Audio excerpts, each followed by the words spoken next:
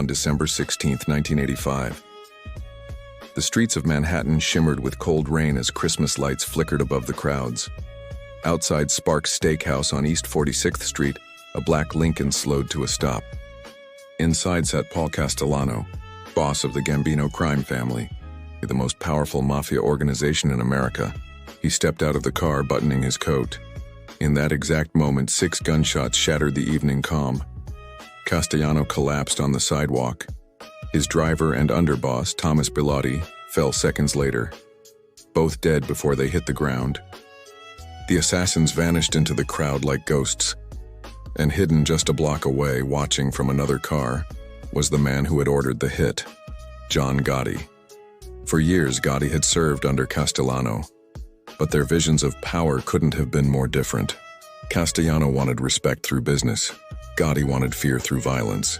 When Castellano learned that Gotti's crew was dealing heroin, something he'd forbidden, it was only a matter of time before Gotti was marked for death.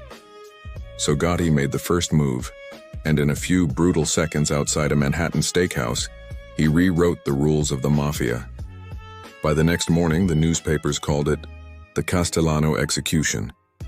The boss was dead, and Gotti, the man bold enough to defy him, stepped in to take control. Within days, he was crowned head of the Gambino family. He became a legend almost overnight. The press called him the Dapper Don for his custom suits and cocky smile. He strutted through courtrooms like a movie star, shaking hands, smiling for cameras, and beating case after case. The nickname changed to the Teflon Don, because nothing ever stuck. If you love diving into the real stories behind power, betrayal, and the rise of the underworld, hit like, share this with a friend, and subscribe to Time Story, because we bring you the true tales Hollywood can't make up. But behind the flash and fame, cracks were forming. The FBI bugged Gotti's favorite hangouts and started recording every word. His own men began to turn on him. One of them was Sammy the Bull Gravano, his trusted underboss, and the man who sat beside him the night Castellano was killed. In 1992, Gravano flipped, testifying against his boss.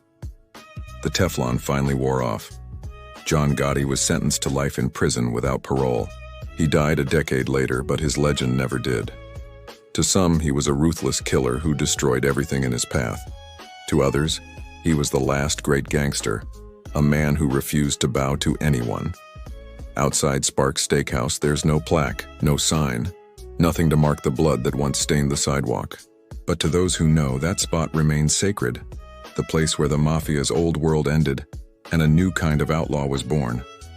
If this story